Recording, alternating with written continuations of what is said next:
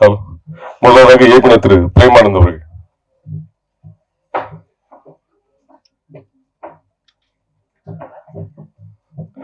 தயாரிப்பாளர் ஆர்யா, நாயகன் சந்தானம் அவர்கள்.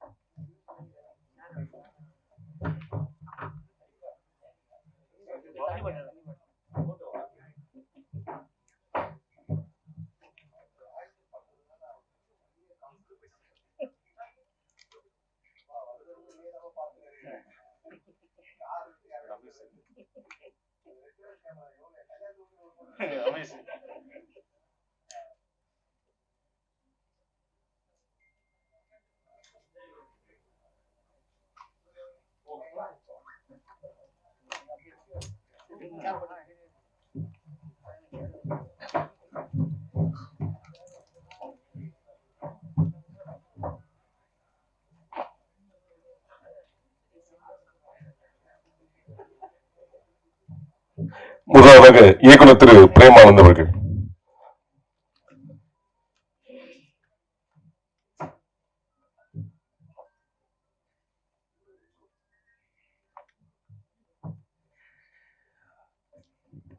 பத்திரிகை மற்றும் ஊடக நண்பர்களுக்கு வணக்கம்.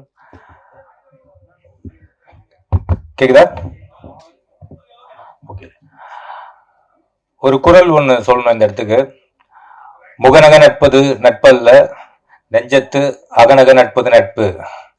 அந்த குரலுக்கு பொருத்தமா ஒரு 2 பேர் செலக்ட் பண்ணணும்னு சொன்னா அது ஆர்யா சாரும் சந்தானம் சாரும் தான். ஏன்னா அவங்களோட பாண்டிங் வந்து அப்படி ஒரு பாண்டிங்கு. எனக்கு இவ்வளவு பெரிய ப்ராஜெக்ட் கிடைச்சதுக்கு காரணமே அவங்களோட அந்த நட்பு தான். அப்போ நான் சந்தானம் சார்கிட்ட சொன்னேன், எனக்கு இவ்வளவு பெரிய ஆப்பர்ச்சுனிட்டி கொடுத்துருக்கீங்க முதலாளி, நான் கண்டிப்பா இதை பயங்கர ஹார்ட் ஒர்க் பண்ணி இந்த படத்தை சக்சஸ் பண்ணி அந்த சக்சஸ் மீட்ல உங்க 2 பேருக்கு ஒரு செலவு வைப்பேன் அப்படின்னு சொன்னேன்.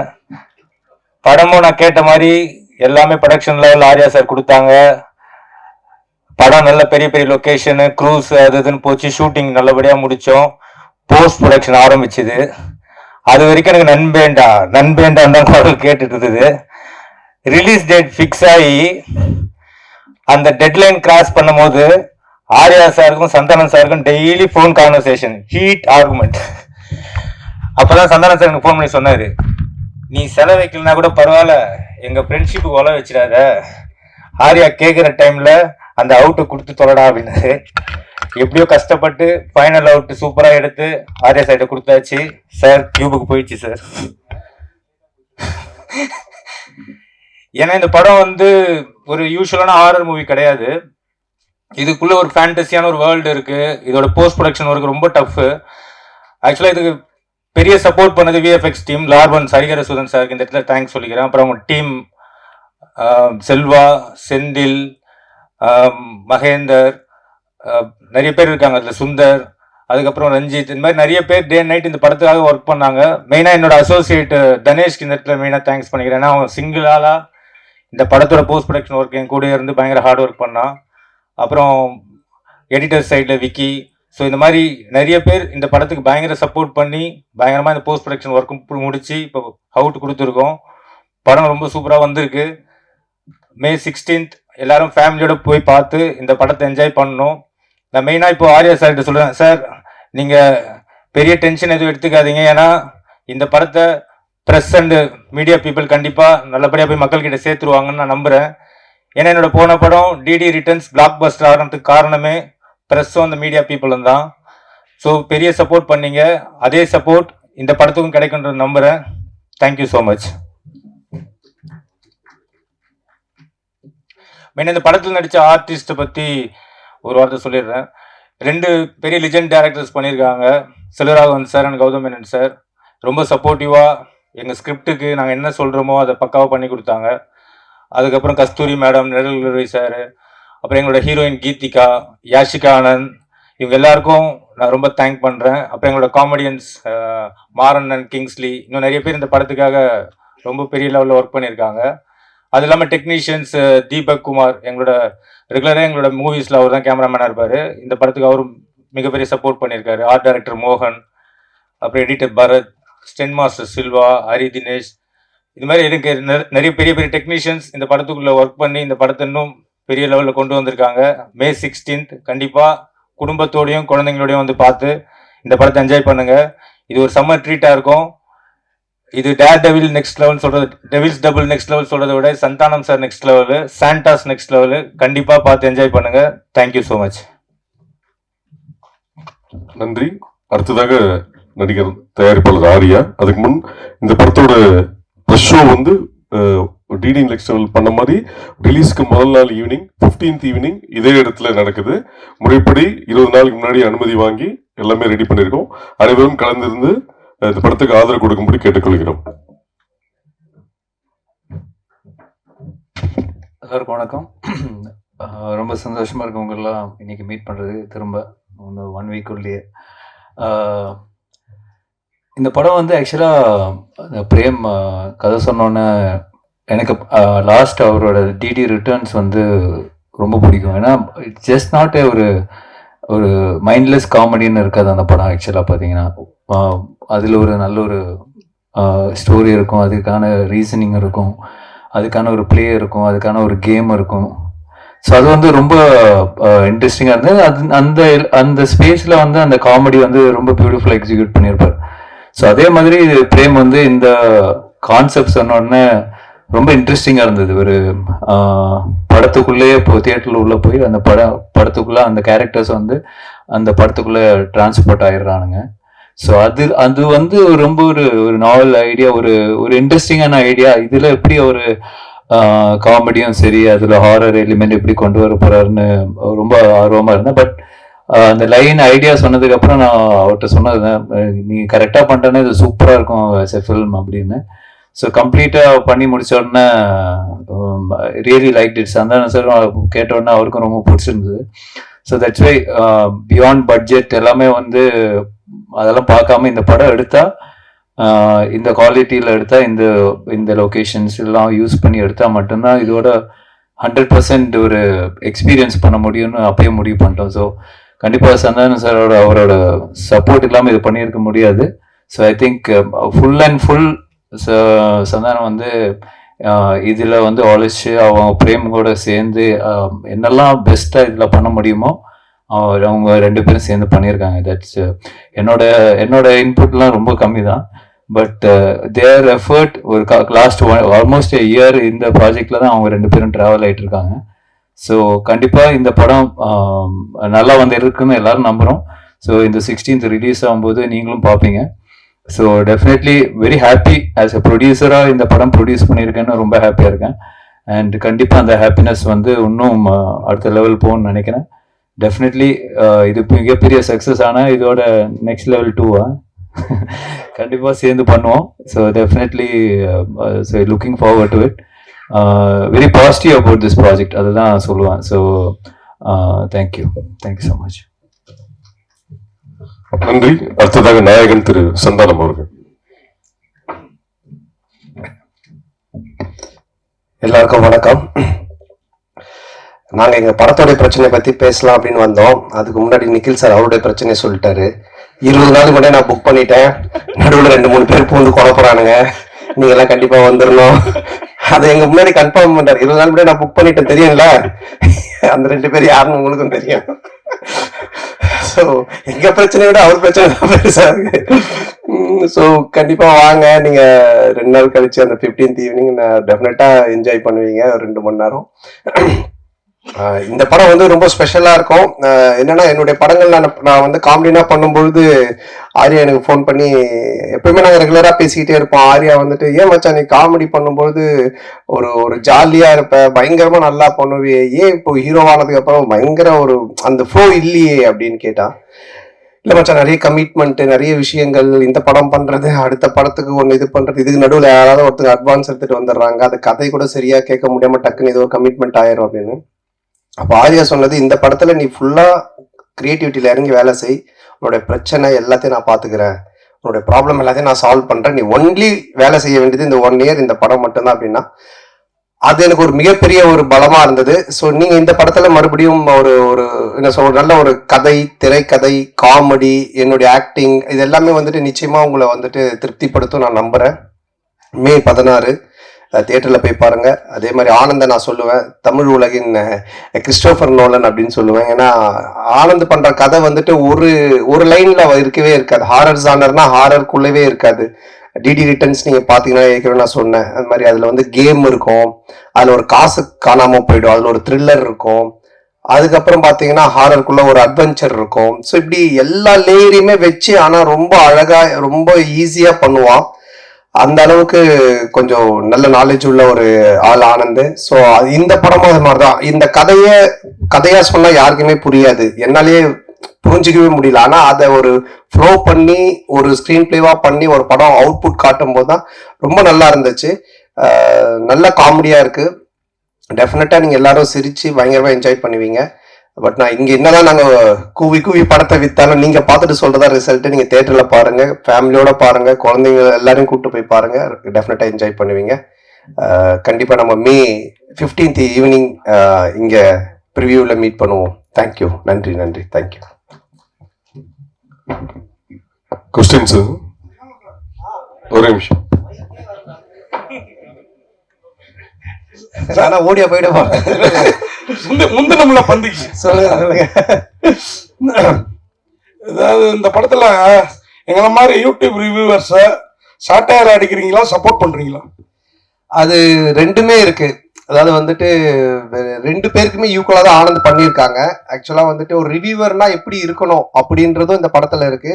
அதே மாதிரி ஆஸ் ஏ ஒரு ப்ரொடியூசர், டிரெக்டர்னா அவங்க எப்படி இருக்கணும் அப்படின்றதும் இதுல இருக்கு. ரெண்டுமே இருக்கு இதுல. கண்டிப்பா ஒரு பட்சமா இந்த படம் இருக்கவே இருக்காது. டைரக்டர் சார், கொஞ்சம் கூட மனசாட்சியே இல்லாம ஜோதிகா சூர்யா பாட்டை வந்து எப்படி டைரக்டர் யாஷிகா ஆனந்த் வச்சு எடுத்தீங்க? எங்க மேடம் இருக்கீங்க? இல்ல மேம், அவங்க யார் தெரியும்ல, பத்திரை உலகின் நயன்தாரா. Hello ma'am. மேம், இது வந்து ஜிவிஎம் சார் ஆல்ரெடி இன்டர்வியூல சொல்லியிருக்காங்க. எங்களுக்கு எங்க படத்தோட ப்ரீ ரிலீஸ் ஃபங்க்ஷன் முன்னாடி அவர் வேற ஒரு இன்டர்வியூல கூட சொல்லியிருக்காங்க. ஆக்சுவலா ரொம்ப என்ஜாய் பண்ணாரு.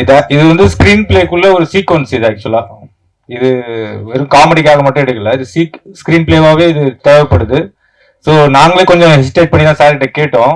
பட் அவர் ரொம்ப ஸ்போர்ட்டிவா இது பண்ணிதான் அவன் நல்லா இருக்கு இது அப்படின்னு சொல்லி பண்ணாரு. நீங்க தியேட்டர்ல பாருங்க, பாத்தீங்கன்னா உங்களுக்கு எதுக்காக பண்ணது ரிவீல் ஆகும் கண்டிப்பா. Sir, congratulations.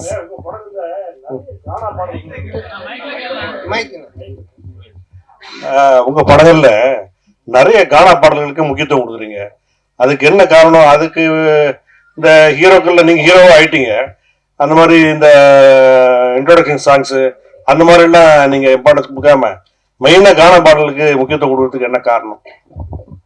தம்பி டைரக்டரும் அதுக்கு ஒரு முக்கிய காரணம். இவர் வந்து ராயபுரம், ஆனா சொந்த ஒரு திருநெல்வேலி, அதனால பயமான் நடிக்க வச்சிருக்கான் படத்துல அவங்க ஊருக்காரங்க அப்படின்னு சொல்லி. சோ அது மாதிரி அவங்க ராயபுரம். சோ இதுக்கு முன்னாடி நான் பண்ண கானா படம் பாத்தீங்கன்னா ஜான்சன், அவன் வந்துட்டு வியாசார்பாடி.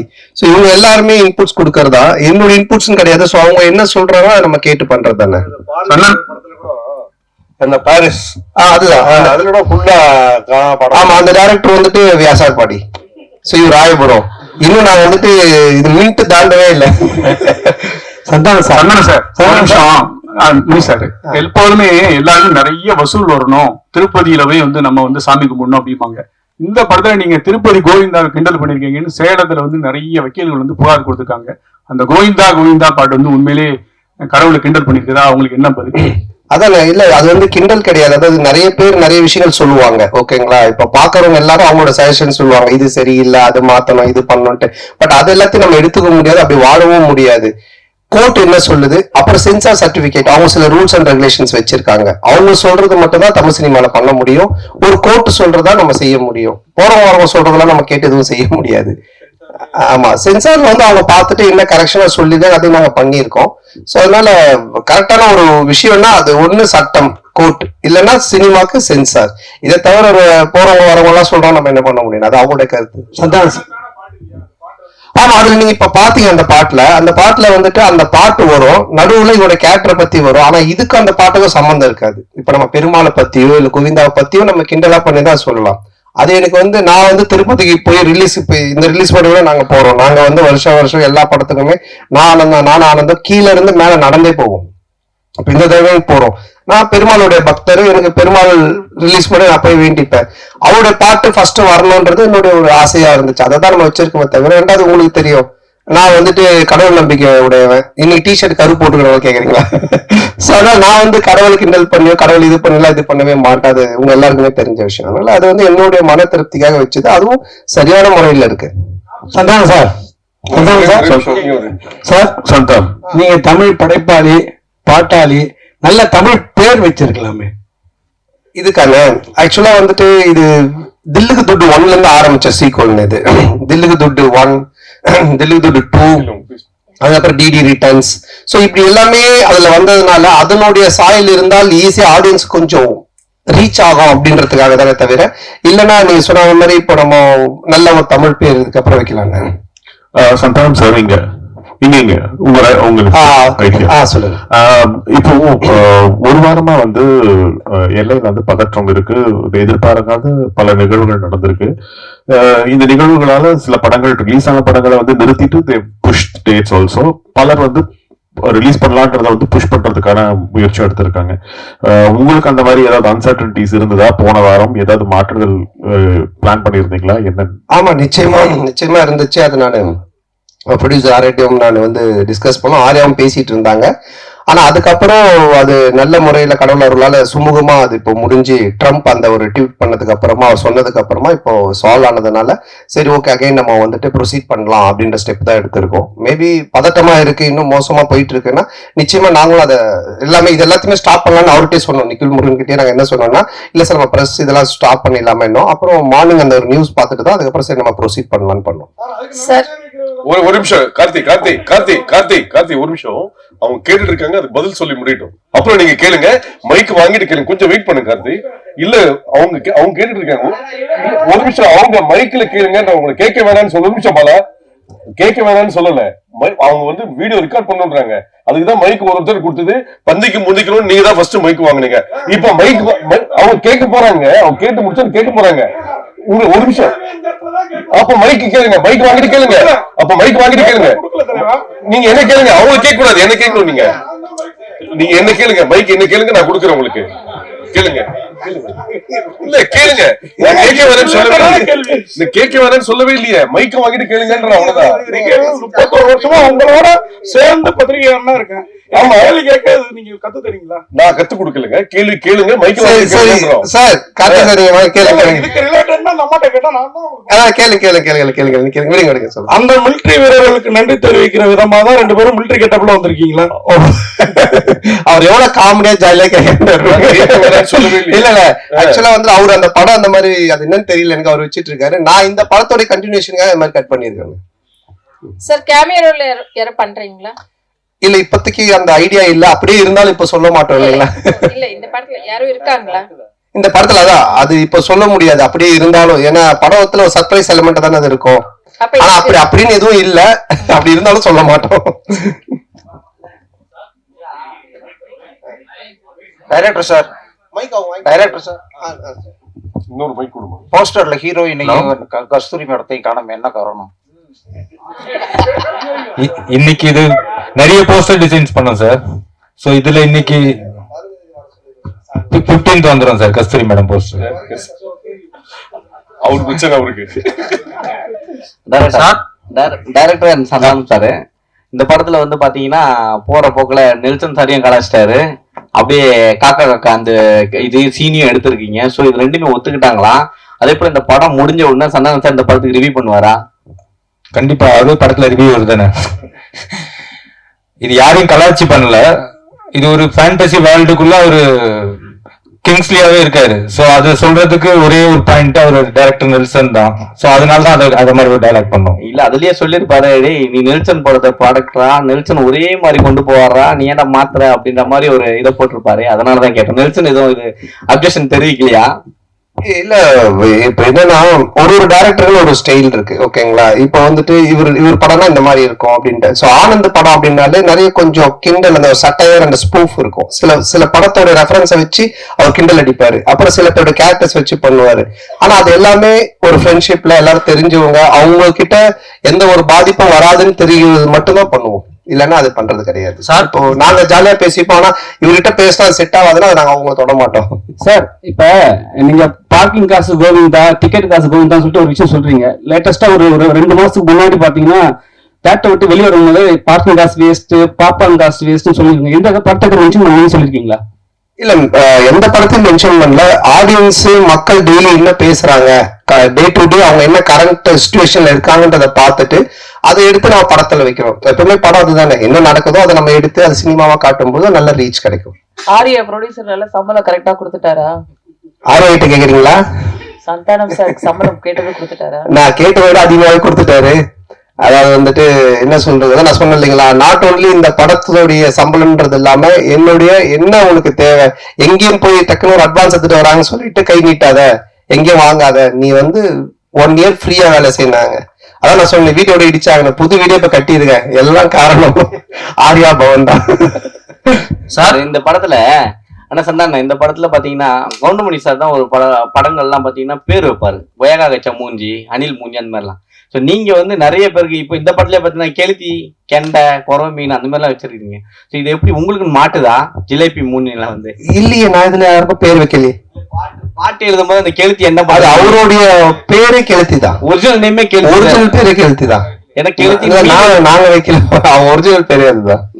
சார், உங்களுக்கு சூர்யா ஜோதிகா பாட்டு எடுக்கும்போது கௌதம் மேனன் வந்து என்ன சொன்னாருன்னா, அவர் படத்தையே ரீக்ரியேட் பண்ணிருக்காரு. அதுவும் நீங்க தான் சொல்லணும், கிண்டல் பண்ணி நீங்க ரொம்ப எடுத்துக்க மாதிரி எடுத்துருக்கு. அது யாசிகா இருந்து கூட ஸ்லோ மோஷன்ல ஓட விட்டு அவர் ஒத்துக்கலாரா இப்படி?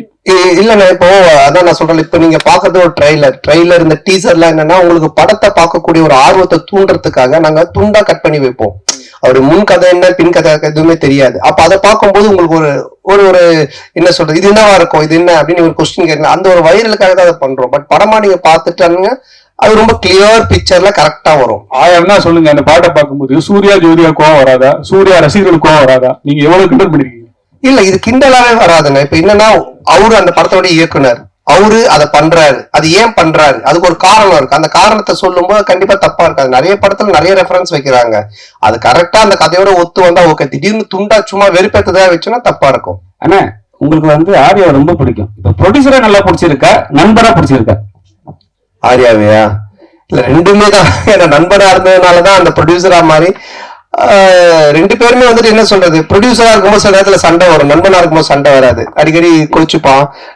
அது மாதிரி வந்துட்டு இது நான் சொன்ன இது மாதிரி பண்ணவே இல்லை, இது பாரு இப்படி ஆயிடுச்சுன்னு. ஃபர்ஸ்ட் டே ஷூட்டிங்கே கால் பண்ணி நான் வந்து உனக்கு காமெடி சூப்பர் ஸ்டார் நான் சும்மா தான் பேர் வச்சேன், நீ நிஜமாலே பண்ணிட்டு இருக்க அப்படின்னா. ஏன் என்னென்ன வேட்டையின் ஷூட்டிங்ல எவ்வளவு செலவு தெரியுமா அப்படின்னா, தெரியாம வச்சான் இவ்வளவு செலவு அப்படின்னா. நம்ம ஷூட்டிங்ல எவ்வளவு செலவு தெரியுமா, எவ்வளவுன்னா அதே செலவு, அதே 200 பேரு, அதே இது. நான் ஒரு காமெடி சூப்பர் ஸ்டார் பேர் வச்சா சூப்பர் ஸ்டார் இவ்வளவு நீ செலவு பண்ணுங்க அப்படின்னு சொல்லி கோச்சிக்கிட்டான்.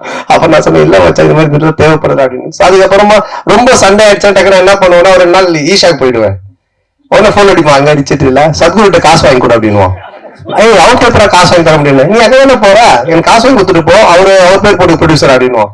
சரி மச்சா வந்து சோ ப்ரொடியூசர் அது மாதிரி சண்டை வரும். நண்பனா இருக்கும்போது எதுவுமே இருக்காது, ஃபுல்லா ஜாலி. ஆமா, கொஞ்சம் அடிக்கடி நடக்கும் சார். போன மேடையில அவங்கள கடவுளா பார்த்து காலில் உழுதாரு கூல் சுரேஷ். இந்த படத்துல இருக்கிறாரா? காணும். இல்ல, இந்த படத்துல இல்ல. கடவுளை கொஞ்சம் அவருக்கு தரிசனத்தை கொஞ்சம் தள்ளி வச்சிருக்கோம். அவரும் வந்து படத்தை ரிவ்யூ கொடுப்பாரு. சார் இங்க சொல்லுங்க. ஒரு பாட்டுல வந்து பாத்தீங்கன்னா படம் போட்டு 1 மணி நேரம் கழிச்சு வர்றாங்க, ஓசி டிக்கெட்ல வராங்கன்னு சொல்றீங்க, அது யார சொல்றீங்க? இல்ல, இப்போ நிறைய பேர் வந்துட்டு பாத்தீங்கன்னா பப்ளிக்ல வந்துட்டு இஷ்யூ பண்றாங்க, ஏதோ ஒரு டிக்கெட்ஸ் கொடுக்குறாங்க, இல்ல ஃபேன் ஷோ போடுறாங்க, ஏதோ ஒன்று பண்றாங்கன்னு வச்சுக்கோங்க. அதெல்லாம் கும்பல்ல சில பேர் வராங்க, வந்துட்டு அவங்க எல்லாம் சில விஷயங்கள்லாம் பேசுறாங்க. அது வந்துட்டு நாளைக்கு பாத்தீங்கன்னா வைரல் ஆகுது. அது நிறைய என்ன சொல்றது ரிவ்யூஸ் ஷோஸ் நீங்க பாத்தீங்கன்னா இருக்கும். சோ இப்போ இதை வந்துட்டு வைரலா நிறைய பேர் பேசுறாங்க, கமெண்ட்ஸ்ல சொல்றாங்க, இவன் ஓசி டிக்கெட்ல வந்தவன்பா, இவன் பாரு லேட் ஆச்சு, இதெல்லாம் வந்து கமெண்ட்ஸ்ல வர்றது. அது எல்லாத்தையும் எடுத்துதான் அந்த லிரிக்கெல்லாம் கெளுத்தி எழுதுனது. ஸோ எழுதும்போது நல்லா இருந்துச்சு, நாங்க கேட்டோம் இதெல்லாம் லைவ்ல இருக்குன்னா சரி ஓகே பண்ணிட்டோம். ஏன்னா நீங்க இந்த படத்துல எப்படி ஓசி டிக்கெட் வாங்கி படம் பாக்குறீங்களா இல்ல தியேட்டர்ல போய் வாங்கி படம் பாக்குறீங்களா? நான் கொஞ்சம் ஓசி டிக்கெட் தான், ரிவ்யூ பண்றோம் இல்லைங்களா, அப்ப ரிவ்யூ பண்ணும்போது எங்களுக்கு ஒரு ஷோ போடுவாங்க, அப்போ போவோம். அதனால என்ன வச்சு அதை கலாச்சி பண்ணிருக்காங்க. ஆனா சந்தான, இந்த வருஷம் பாத்தீங்கன்னா உங்களுக்கு அதிகமா உங்க நட்பு சைட்ல வந்து இழப்புகள், 2 இழப்புகள், சேஷன் இன்னொன்னு ஆண்டனி. ஸோ இந்த படத்துல சேஷு இருந்தா எப்படி இருந்திருக்கும்? ஏன்னா இப்ப இல்ல. ஸோ ஒருவேளை சேஷுக்கான ஏதாவது சீக்வன்ஸ் ஏதாவது வச்சிருந்தீங்களா? அது இல்லாம டிடின்ற இதுக்கு வழக்கம் போயிட்டு இருக்கு. இல்ல இருக்கு, அதாவது வந்து எங்க டீம் எல்லாருக்குமே நாங்க எழுதுவோம், அதுல இருந்துச்சு. ஆனா பட் காலத்தின் இது அவர் இல்ல. பட் எல்லாருக்குமே எங்க டீம்ல எல்லாருமே வச்சுதான் எழுதுவோம். அண்ணா இப்போ கம்ஃபர்ட் ஜோன்னு ஒரு சில ஹீரோஸ் இருக்காங்க, அதே டைரக்டர் அதே டீமோட. இந்த ஹீரோஸ்க்கு வந்துன்னா உங்களோட டீம் பண்ணா கரெக்டா இருக்கும். இதை நீங்க எப்படி பாக்குறீங்க? உங்களுக்கு இதே மாதிரிதான் ஃபர்ஸ்ட் பார்ட் 1, இப்போ 2, இதுக்கு அப்புறம் 3 பண்ண போறேன்னு சொன்னீங்க. ஸோ இதை தாண்டி நீங்க சந்தானமா ஒரு ஆக்டரா, இப்பவுமே ஆக்டரா, இதை தாண்டி ஒரு லெவலுக்கு வர வாய்ப்பு இருக்கா? இல்ல சார், இப்ப இன்னொன்னு படம் பாத்தீங்கன்னா ஃபர்ஸ்ட் மாதிரி எல்லாம் ஒரு படம் பண்ணோம் டக்குன்னு இன்னொரு கதை அப்படின்லாம் கிடையாது. ஏன்னா இன்னைக்கு ஓப்பன் மீடியாவா போச்சு. ஓடிடி பிளாட்ஃபார்ம் வந்தோடனே ஹாலிவுட் படத்துல இருந்து எல்லா படங்களுமே ஆடியன்ஸ் எல்லாத்தையுமே பாக்குறாங்க. ஸோ ஒரு டைரக்டரோட டிராவல் பண்ணி ஒன்னு சிங்க் ஆகி ஒன்னு வந்து செட் ஆகிறதுக்கு மினிமம் ஒரு 2-3 படம் ஆகுது. அதனாலதான் டக்கு மாத்தி போக முடியல. ஏன்னா என்னோட சிங்க் அவருக்கு தெரியணும், அவரோட சிங்க் எனக்கு தெரியணும். அதுக்காக தான் அது மாதிரி டிராவல் பண்றமே தவிர மற்றபடி. சந்தானம் சார் இங்கதான் திரும்பி ரைட் ஹியர். உங்களுடைய நட்பு வந்து சிம்புவோட வந்து எல்லாருக்கும் தெரிஞ்ச விஷயம். அண்ட் அவர் வந்து ஒரு ரிக்வெஸ்ட் வச்சிருக்காரு உங்ககிட்ட, நீங்க மறுபடியும் காமெடியனாவும் படம் வந்து நடிக்கணும் அப்படின்ட்டு. அந்த ரிக்வெஸ்ட் எவ்வளவு தூரத்துக்கு நீங்க எடுத்துட்டு இருக்கீங்க? இனிமேல் சந்தானம் காமெடியானவும் அடிக்கடி படத்துல பார்க்க முடியுமா? ஏன்னா உங்களுக்குன்னு ஒரு ஃபேன் பேஸ் இருக்கு, அந்த ஃபேன் பேஸ் நீங்க மறுபடியும் காமெடியன் ரோல்ஸும் பண்ணணும்னு எதிர்பார்க்கறாங்க. இல்ல அதுதான், இப்போ காமெடி ரோல்னா நீங்க ஃபர்ஸ்ட் பார்த்த சந்தானத்தை பார்க்க முடியாது நிச்சயமா. அந்த மாதிரி ஒரு சந்தானம் இருக்காது. ஏன்னா அது இப்பவே ஆடியன்ஸ் டிவில நிறைய ஷோஸ்ல நிறைய ஆதித்யா சேனல் சிரிப்பெல்லாம் பார்த்துட்டாங்க, நீங்களும் யூடியூப்ல நிறைய பார்த்துருக்கீங்க. ஸோ புதுசா ஒன்று பண்ணணும், அதை எப்படி டிசைன் பண்ணி பண்ணணுன்றதை நானும் யோசிச்சுக்கிட்டு இருக்கேன். அண்ட் எல்லா படத்துலையும் என்னால பண்ணுவேனான்னு எனக்கு தெரியல. ஏன்னா எனக்கு ஆல்ரெடி கமிட் ஆகி ஹீரோவா பண்ணக்கூடிய அட்வான்ஸ் கொடுத்து ஒரு 3-4 பேர் ஆல்ரெடி வெயிட்டிங்ல இருக்காங்க. ஸோ அதுவும் நான் பண்ணணும். இப்போ அதுவே நான் ஒரு படத்தை திருப்பியும் அவங்களுக்கு ரிட்டர்ன் பண்ணிட்டு தான் எஸ்டிஆருக்காக அதை பண்றேன். அவருக்கு அதை என்ன மாதிரி பண்ண முடியுன்றதை நான் இப்போ டிசைன் பண்ணிட்டு இருக்கோம். அதுக்கப்புறம் ஆர்யாவோட ஒரு கமிட்மெண்ட் இருக்கு. நான் வடக்குப்பட்டி ராமசாமிலே சொன்னேன் ஆர்யாவோட நான் பண்ணோம் அப்படின்ட்டு. ஸோ அந்த கமிட்மெண்ட்டும் போயிட்டு இருக்கு. ஸோ அதுக்கும் பேசிட்டு இருந்தோம். பட் இவன் எப்போ பண்ணுவான்னு தெரியல. இவங்கிட்ட அப்படின்னா ஆர்யா கியூபுக்கே 1 week தான் அனுப்புனா அப்படின்னு சொன்னேன். ஸோ ஆனந்த ஒரு லைன் ஒன்று எழுதி இருக்கான் எங்க 2 பேரை வச்சு. அதுல ஒரு கேரக்டர் ஒன்று பண்ணலான் இருக்கோம். ஸோ பண்ணுவேன் கண்டிப்பா. ஆனா நிறைய பண்ணுவேனான்னு தெரியாது, பழச பண்ண மாட்டேன் நிச்சயமா. ஆனா இந்த கொஸ்டினோட தொடர்ச்சி தான் இது. சிம்பு சார் சொன்னாரு தமிழ் சினிமாவில காமெடி நடிகர்கள் குறைஞ்சிட்டாங்க, காமெடியும் கம்மியாயிடுச்சுன்னு சொல்றாங்க. அது எப்படி நீங்க பாக்குறீங்க? அவர் சொன்னதுக்கு என்ன வந்து பாக்குறீங்க, நான் எப்படி சொல்ல? ஏன்னா அவர் உங்களுக்கு தான் சொன்னாரு, நீங்களா வந்து ஆக்டர் ஆகி போயிட்டீங்க, ஹீரோ ஆகி போயிட்டீங்க, சோ வந்து தமிழ் சினிமாவில் காமெடி கம்மியாயிடுச்சுன்னு சொன்னாரு. இல்ல என்கிட்ட அவர் பர்சனலா சொல்ல பப்ளிக்கா எல்லார்கிட்டையும் சொன்னாரு. அப்போ நீங்க நடிக்க வாங்கன்னு கூப்பிட்டா நான் அதுக்கு எஸ்ன்னு சொன்னேன். அதை நான் எப்படி சொல்ல முடியும்? ஆரியா சார், சார்பட்டா பயங்கர ஹிட், பிளாக் பஸ்டர், செகண்டும் வரப்போகுதுன்றாங்க. அதுல நீங்க இருக்கீங்களா இல்ல அடுத்த படத்துக்கு ப்ரொடியூசரா களத்துல இறங்க போறீங்களா சந்தானம் சார் வச்சு? இல்ல இப்போ சார்பட்டா வந்து ஆகஸ்ட்ல இருந்து ஷூட்டிங், இப்போ பார்ட் 2. இப்போ வந்து வேட்டுவோம் ரஞ்சித் சார் அந்த படம் ஷூட்டிங் போயிட்டு இருக்கு. ஸோ கண்டிப்பா அது ஆகஸ்ட்ல இருந்து பார்ட் 2 ஸ்டார்ட் பண்றோம். சார் நீங்க ப்ரொடியூஸ் பண்ணதுக்கு அப்புறம் சந்தானம் சார் நீங்க சொன்ன மாதிரி கேட்க ஆரம்பிச்சாரா இல்ல அவர் சொல்றது நீங்க கேட்க ஆரம்பிச்சீங்களா? ஏன்னா பாட்லயே சொல்லியிருப்பாரு. இந்த படம் பொறுத்த வரைக்கும் என்ன, ப்ரொடியூசர் பேரு தான், பண்ணதெல்லாம் இவர் தான். ஏன்னா அதான் சொன்னல, ஃபர்ஸ்ட் டே ஷூட்டிங் போய் அந்த செலவு லிஸ்ட் எடுத்து பார்த்தேன். டேய் உண்மையான கப்பல்ல ஷூட் பண்ணாலும் இவ்வளவு செலவாகுதுடா அப்படின்னு சொன்னேன். பட் நான் சொன்ன மாதிரி இந்த படம் அப்படி எடுத்திருந்தாதான், இப்போ நீங்க அந்த குவாலிட்டியா எடுத்திருந்தாதான் அது அதோட அவுட்புட் தேவைப்படுது. பட் அது வந்து எவ்வளோ பெஸ்டா, எவ்வளோ எஃபிஷியண்டா ப்ரொடக்ஷன் சைட்ல இருந்து எவ்வளோ கம்மியா நம்ம பண்ண முடியுமோ, அது வந்து கம்மியா வேஸ்டேஜ் இல்லாம எங்களோட எக்ஸ்பீரியன்ஸ் டீமை வச்சு அது மேக்சிமம் வேஸ்டேஜ் கட் பண்ணி அது பெஸ்டா பண்ண முடிய அளவுக்கு பண்ணியிருக்கோம். பட் எதுவுமே நான் கண்ட்ரோல் பண்ணது, நான் ஒண்ணுதான் அவர்கிட்ட சொன்னேன், எது தேவையோ பண்ணு, கண்டிப்பா பண்ணாம இருக்காத. ஸோ அப்படிதான் இது பண்ணது. பட் ஃபுல்லா பண்ணது அவர் தான். சந்தானம் சார், நீங்க காமெடி வெளிப்படத்துல பண்ண மாட்டேன் அப்படின்னீங்க, சிம்புவோட நட்புக்காக இப்போ காமெடி பண்ணுவீங்க. அது மாதிரி பழைய பிரஸ் மீட்ல சொன்னீங்க நான் வந்து அரசியல் பக்கமே போக மாட்டேன் அப்படின்னு. இப்போ அவங்க நண்பர் உதயநிதி சார் வந்து பார்த்தாவா எனக்கு ஹெல்ப் பண்ணு அப்படின்னு அடுத்த மே மாசம் கூப்பிட்டாருன்னா சிம்பு மாதிரி அந்த கொள்கையை மாற்றி ஏதாவது பிரச்சாரத்துக்காவது போவதுக்கு ஐடியா இருக்கா? சரி, அரசியலை பொறுத்த வரைக்கும் சார், யார் கூப்பிட்டாலும் யார் இது பண்ணாலுமே ஒரு விஷயம் தான் நான் வந்து தெளிவா சொல்றது என்னன்னா, நீங்க உழைச்சா உங்களுக்கு சாப்பாடு, நான் உழைச்சா எனக்கு சாப்பாடு, இதை தவிர வேற எதுவுமே கிடையாது. பட் நட்பு ரீதியா சில விஷயங்கள் இருக்கு, இதெல்லாம் பண்ண முடியும், இதெல்லாம் பண்ண முடியாது. இப்ப நான் சிம்பு சார் எஸ்டிஆர்ல என்ன கூப்பிட்டாலும் இப்ப அவர் வந்து சந்தானத்துக்கு கம்ஃபர்டபுளா என்ன காமெடி பண்ண முடியும், அவருக்கு என்ன செய்ய முடியும் கேரக்டரா அப்படின்ற அந்த ஃப்ரீடம் எனக்கு கொடுத்துருக்காரு. அதையே அதையே பண்ணணும் அப்படின்னு அவர் எனக்கு ஃபோர்ஸ் பண்ணல, இல்லை அந்த மாதிரி ஒன்று சொல்லலை. அது மாதிரி உதய் சார் கூப்பிட்டாலும் அதுக்குன்னு சில எனக்கு இந்த கம்ஃபர்டபுள் ஓகே, இதை நான் பண்ண முடியும், நான் வந்து சொல்ல முடியும், இதெல்லாம் எனக்கு ஓகேன்னா நான் நிச்சயமா போய் பண்ணுவேன். சார் சந்தானம் சார், அடுத்த வாரம் பார்த்தீங்கன்னா நீங்கள் நடித்த படம், சூரி நடித்த படம், யோகி பாபு நடித்த படம், உங்களுக்குள்ளாரே ஒரு போட்டி வந்துடுச்சு. அது எப்படி பார்க்க? ஏன் மற்ற இன்னொருத்தர் விட்டுட்டீங்களே, டாம் க்ரூஸ், மிஷன் இம்பாசிபிள், அவரே சேர்த்துக்குங்க. ஹாலிவுட் விட்டுட்டீங்க. அப்புறம் ஃபைனல் டெஸ்டினேஷன், அந்த ஹீரோ பேர் என்ன, ஹீரோயின் பேர் என்ன, பேர் தெரியல, அவங்களே சேர்த்துங்க. 5 பேர் தமிழ்நாட்டை விட்டு அதனால தெரியல. ஸோ அதனால எல்லாரையும் சேர்த்துங்க, மொத்தமா எல்லாரும் காம்படிஷன்னால எத்தனை படம் வந்தாலும் ஓடும் சார், நல்லா இருந்துச்சுன்னா. சார் ஆர்யா சார், நீங்க இதுல ப்ரொடியூசரா மட்டும் ரோல் பண்றீங்களா, இல்ல ஏதாவது ஒரு சின்ன கேமியோ ரோல்? இல்லை சார் ஒன்லி ப்ரொடியூசர் ரோல் மட்டும்தான். ஆனா சந்தானே, என்னதான் படம் கஷ்டப்பட்டு எடுத்தாலும் ரிவ்யூவர் வந்துட்டு முதல் நாளே கிழிச்சு தொங்க விடுவாங்க. இதை எப்படி பாக்குறீங்க? ஏன்னா ரொம்ப கஷ்டப்பட்டா எடுக்கிறோம் எல்லாருமே. சோ ஏதாவது வரும் இல்ல, அதை பாக்குறத விட உங்க 2 பேர் தான் நான் பாக்குறேன். மாத்தி ஏதாவது ஒரு பிரச்சனை பண்ணிட்டு இந்த அன்னிக்கேள்வி போய் இந்த அன்னிக்கேள்வி 2 பேர் பண்றத நல்லா பாத்துக்கிட்டு இருக்கேன். அப்படிலாம் கிடையாது, நல்ல படம் வந்தா நல்லா இருக்குன்னு தான் சொல்றாங்க. ஓகேங்களா? சோ வந்துட்டு இப்ப இவர் ப்ளூ சட்டை மாறனே பாத்தீங்கன்னா எல்லா படத்தையும் அவர் கழிவு ஊத்துறது இல்லை, நல்ல படத்தை நல்லா இருக்குன்னு தான் சொல்றாரு அவரு. இந்த மாதிரி எல்லாம் நிறைய ரிவ்யூஸ் வந்து நல்லா இருக்கிற படத்தை நல்லா இருக்குன்னு சொல்றாங்க. அதனால இது நல்லா இருந்துச்சுன்னா நல்லா இருக்குன்னு சொல்ல போறாங்க, அவ்வளவுதான். தப்பு இருந்துச்சுன்னா நாங்க பார்த்துட்டு இது தப்பா இருந்தா உண்மையிலே நாங்க திருத்திக்க பார்ப்போம். தப்பு இல்லைன்னா அவரு அவர் ஏதோ சொல்றான்னு சொல்லிட்டு போவோம், அவ்வளவுதான். ஆனந்த் சார், தொடர்ந்து சந்தான சாருக்கே ஸ்கிரிப்ட் பண்ணிட்டு வந்திருக்கீங்க செகண்ட், அடுத்ததும் சந்தான சாருக்கே தான் லைன் சொல்லியிருக்கீங்கன்னு சொல்றாங்க. அடுத்து வெளியே வர்றதுக்கான வாய்ப்பு இருக்குமா? வேற ஹீரோக்களுக்கு பண்றதுக்கான வாய்ப்புகள்? இல்லை, கண்டிப்பா பண்ணணும். அப்படிதான், அதுதான் ஃபர்ஸ்ட் ஆர்யா சார் வச்சு ஒரு ரிஹர்சல் பார்க்கலாம். இல்லை, ஆர்யா சாருக்கு சொன்னாங்க முன்னாடியே, லைன் தான் சொல்லு, ரெடி பண்ணி சொல்லு அப்படின்னாங்க. ஸோ கண்டிப்பா இது முடிஞ்சோன்னா அடுத்து சாருக்கு தான். சந்தானம் சார், இந்த படத்துல கஸ்தூரிக்கு வந்து நீங்க பையனா நடிக்கீங்க, அவங்க அம்மாவா நடிக்காங்கன்னு ஒரே பேச்சா இருக்கு. அது எப்படி யோசிச்சு பார்த்தீங்க? கஸ்தூரி அம்மாவா? செட்டில் நீங்க அம்மா அம்மா அப்படின்னு கூப்பிடும்போது அவங்க ஃபீலிங் எப்படி இருந்தது? கஸ்தூரி மேடம் சார் கேட்க சொன்னாரா? நான் கேட்டா ஏதாவது சொல்றாங்க, நீ கேளு.